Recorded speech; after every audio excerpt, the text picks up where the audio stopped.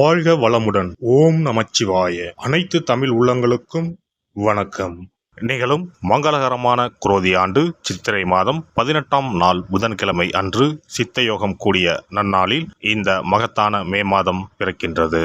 இம்மாத கிரகநிலை என எடுத்துக்கொண்டால் மேசத்தில் சூரியனும் சுக்கிரனும் இணைவில் உள்ளனர். ரிஷபத்தில் குரு பகவானும், கன்னி ராசியில் கேது பகவானும், சந்திர பகவான் மாத தொடக்கத்தில் மகர ராசியிலும், கும்பராசியில் சனி பகவானும், மீன ராசியில் ராகு பகவான், செவ்வாய் பகவான், புதன் பகவான் சஞ்சாரம் செய்கின்றனர். இம்மாத கிரக பெயர்ச்சி என எடுத்துக்கொண்டால் புதன் பகவான் மே மாதம் 10ஆம் தேதி மீனராசியில் இருந்து மேசராசிக்கும், சூரிய பகவான் மே மாதம் 14ஆம் தேதி மேசராசியில் இருந்து ரிஷபராசிக்கும், சுக்கிர பகவான் மே மாதம் 19ஆம் தேதி மேசராசியில் இருந்து ரிஷபராசிக்கும் பெயர்ச்சி அடைகின்றனர். இந்த கிரக சஞ்சார அமைப்பினால் இம்மாதம் உங்கள் வாழ்வில் ஏற்படக்கூடிய சுப மற்றும் அசுப பலன்கள் என்ன என்பதனையும், அசுப பலன்கள் ஏற்படுமாயின் ராசிக்காரர்கள் செய்ய வேண்டிய பரிகாரம் என்ன, வணங்க வேண்டிய தெய்வம் யார் என்பதனை பற்றியும் காண்போம். சித்திரை மாதத்தின் பிற்பகுதியும் வைகாசி மாதத்தின் முற்பகுதியும் இணைந்ததுதான் இந்த மகத்தான மே மாதம். உழைப்பின் அடையாளமாக விளங்கும் இம்மாதத்தின் முதல் தேதியிலேயே குரு பகவான் பெயர்ச்சி அமைவது மிக சிறப்பான அம்சமாகும். பிறக்கப் போகும் இம்மாதத்தில் உங்கள் வாழ்வில் வளமும் நலமும் செல்வ செழிப்பும் பெற்று வாழ்வில் உயரிய நிலையை அடைய எல்லாம் வல்ல எம்பெருமானை வேண்டி விரும்பி கேட்டுக்கொள்கிறேன். விவேகத்துடன் செயல்பட்டு எண்ணியதை நிறைவேற்றிக் கொள்ளும் கும்பராசி அன்பர்களே, பேச்சுக்களில் இருந்து வந்த தடுமாற்றம் குறையும். பூர்வீக விஷயங்களால் ஆதாயம் அடைவீர்கள். தர்ம காரியங்கள் மற்றும் திருப்பணி சார்ந்த செயல்களில் ஈடுபாடு உண்டாகும். எதிர்பார்த்த சில வரவுகளில் தாமதம் ஏற்படும். உடல் ஆரோக்கியம் சீராக இருக்கும். நண்பர்களிடத்தில் இருந்து வந்த கருத்து வேறுபாடுகள் விலகும். திறமைகளை வெளிப்படுத்துவதற்கான வாய்ப்புகள் அமையும். சமூக பணிகளில் மதிப்பும் மரியாதையும் மேம்படும். வியாபாரத்தில் புதிய விஷயங்களையும் நுட்பங்களையும் கற்றுக்கொள்வீர்கள். கடன் சார்ந்த சில உதவிகளில் அலைச்சல்கள் ஏற்படும். புதிய ஒப்பந்தங்களில் எதிர்பார்ப்புகள் நிறைவேறும். தெளிவான சிந்தனைகளின் மூலம் புதிய லட்சியங்களை உருவாக்குவீர்கள். மனதளவில் எதையும் சமாளிக்கும் மனப்பக்குவமும் தன்னம்பிக்கையும் அதிகரிக்கும். புதிய நண்பர்களின் அறிமுகம் கிடைக்கும். வழக்குகளில் இருந்து வந்த இழுபறிகள் குறையும். உடல் ஆரோக்கியத்தில் முன்னேற்றம் ஏற்படும். பொருளாதார விஷயங்களில் சற்று சிந்தித்து செயல்படவும். போட்டி பந்தயம் சார்ந்த விஷயங்களில் தனிப்பட்ட ஆர்வமும் ஈடுபாடும் ஏற்படும். கணவன் மனைவிக்கு இடையே புரிதலும் நெருக்கமும் அதிகரிக்கும். சுப நிகழ்ச்சிகளில் கலந்து கொண்டு மனம் மகிழ்வீர்கள். மனதிற்கு பிடித்த விதத்தில் புதிய வாகனங்களை வாங்குவீர்கள். பயணங்களின் மூலம் மகிழ்ச்சியான தருணங்கள் ஏற்படும். திட்டமிட்ட சில காரியங்களை எண்ணியபடி செய்து முடிப்பீர்கள். வியாபாரிகளை பொறுத்தவரை ஒரு விதமான மந்தத்தன்மை உண்டாகும்.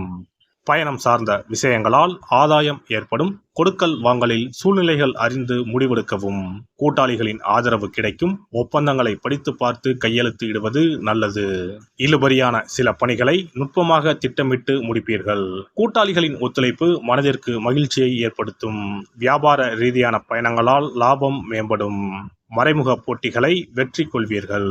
பணிபுரிவோர்கள் துரிதத்துடன் செயல்படுவது உங்கள் மீதான நன்மதிப்பை உண்டாக்கும். மேல் அதிகாரிகளிடத்தில் உங்கள் மீதான மதிப்பு உயரும்.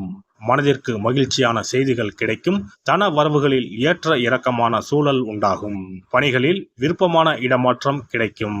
அலுவலகம் சார்ந்த பயணங்களால் ஆதாயம் அடைவீர்கள். முதலீடு மற்றும் சேமிப்பு சார்ந்த விஷயங்களில் கவனம் செலுத்துவீர்கள். கலைஞர்களை பொறுத்தவரை உடன் இருப்பவர்கள் பற்றிய புரிதல் ஏற்படும்.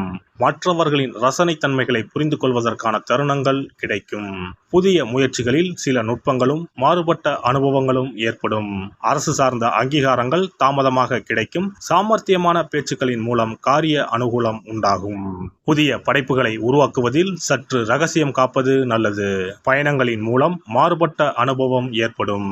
அரசியல்வாதிகளுக்கு எதிர்பார்த்த பொறுப்புகள் கிடைப்பதில் தாமதம் உண்டாகும்.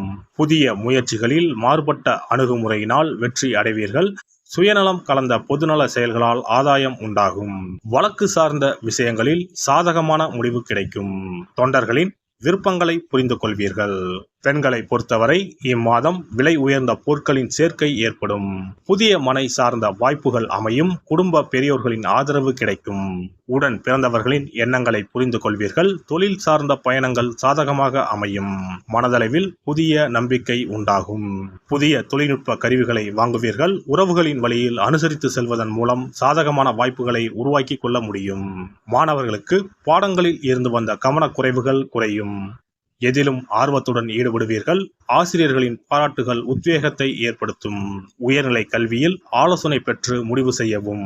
நண்பர்களின் மறைமுக ஆதரவு கிடைக்கும். கல்வி தொடர்பான வெளியூர் பயணங்கள் சாதகமாக அமையும். அரசு உதவிகள் குறித்த வழிகாட்டுதல் கிடைக்கும். புதிய துறை சார்ந்த கல்வியும் அது சார்ந்த தேடல்களும் அதிகரிக்கும். தினந்தோறும் விநாயகரை வழிபடுவதன் மூலம் தடைகள் விலகும். மனதளவில் புத்துணர்ச்சிகள் ஏற்படும். இம்மாத துவக்கத்திலேயே குரு பெயர்ச்சி இருப்பதனால் உங்களுக்கு அருகில் உள்ள குரு பரிகார ஸ்தலங்களுக்கு சென்று குரு பகவானை வணங்கி வரலாம். குரு பகவான் திட்டை வசிஷ்டேஸ்வரர் ஆலயத்தில் சுவாமிக்கும் அம்பாளுக்கும் இடையில் ராஜகுருவாக எழுந்தருளி அருள்பாலித்து வருகிறார். இவருக்கு இந்த தலத்தில் ஆண்டுதோறும் குரு பெயர்ச்சி விழாவும் அதனையொட்டி லட்சார்ச்சனையும் குரு பரிகார ஹோமங்களும் சிறப்பாக நடைபெற்று வருகின்றன. இங்குள்ள குரு பகவானை வேண்டினால் கல்வி செல்வம், பொருள் செல்வம், குழந்தை செல்வம் உள்பட அனைத்து செல்வங்களும் எளிதில் கிட்டும். சிறப்பு பதிவு. இனி அக்ஷய திருதியை 2024 எப்போது, இந்த நாளில் எப்படி வழிபட்டால் தங்கம் சேர்ந்து கொண்டே இருக்கும் என்பதனை பற்றி காண்போம். அக்ஷய திருதியானது ஒவ்வொரு ஆண்டும் சித்திரை மாத வளர்பிறையில் வரும் திருதியை திதியில் கொண்டாடப்படுகிறது. 2024 ஆண்டில் மே மாதம் 10ஆம் தேதி வெள்ளிக்கிழமை வருகிறது. அன்று காலை 6:33 துவங்கி மே 11ஆம் தேதி காலை 4:56 வரை திருதியை திதி உள்ளது. மகாலட்சுமிக்கு மங்களகரமான வெள்ளிக்கிழமையில் இந்த ஆண்டு அட்சய திருதியை வருவதால் இது கூடுதல் சிறப்புடையதாகவும் அதிக முக்கியத்துவம் வாய்ந்த நாளாகவும் கருதப்படுகிறது. இந்த ஆண்டு அட்சய திருதியை அன்று அபுஜ முகூர்த்தம் இணைந்து வருகிறது. அன்றைய தினம் நாள் முழுவதும் அபுஜ முகூர்த்தம் உள்ளது. அபுஜ முகூர்த்தத்தில் எந்த காரியத்தை துவங்கினாலும் அது வெற்றி அடையும் என்பது நம்பிக்கை. அதனால்தான் இந்த நாளில் தங்கம் வாங்குவது மிகவும் மங்களகரமானதாக சொல்லப்படுகிறது. தங்கம் வாங்க முடியாதவர்கள் அந்த நாளில் மங்களகரமான பொருட்களை வீட்டிற்கு வாங்கினாலும் உயர்வான பலன் ஏற்படும் என்பது நம்பிக்கை. புராணங்களின்படி திருமாலின் அவதாரங்களில் ஒன்றான பரசுராமர் அவதாரம் செய்தது அட்சய திருதியை தினத்தில்தான் என்று சொல்லப்பட்டு வருகிறது. அதனால்தான் இந்த நாளில் பெருமாளை வழிபடுவது உயர்ந்த பலனை தரும் என சொல்லப்படுகிறது. அக்ஷய திருதியை அன்று அதிகாலையில் எழுந்து குளித்துவிட்டு சுத்தமான ஆடைகளை உடுத்த வேண்டும். பிறகு கோவிலுக்கு சென்றோ அல்லது வீட்டின் பூஜை அறையிலோ விளக்கேற்றி வழிபட வேண்டும். பிறகு மகாலட்சுமி தாயாரையும் பெருமாளையும் வழிபட வேண்டும். அவர்களுக்குரிய மந்திரங்களை சொல்லி பூஜை செய்ய வேண்டும்.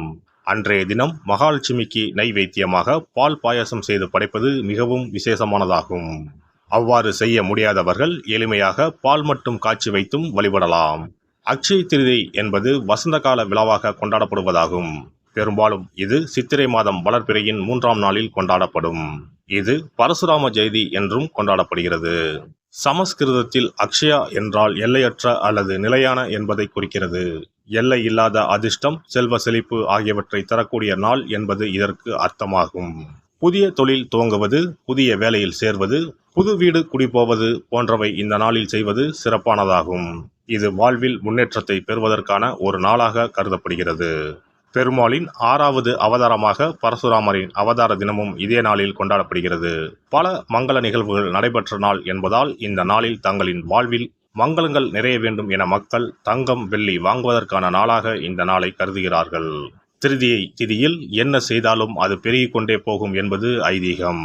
அதனால்தான் தங்கம் அதிகமாக சேர வேண்டும் என்பதற்காக இந்த நாளில் மக்கள் தங்கத்தை வாங்குவது வழக்கமாக வைத்துள்ளனர்.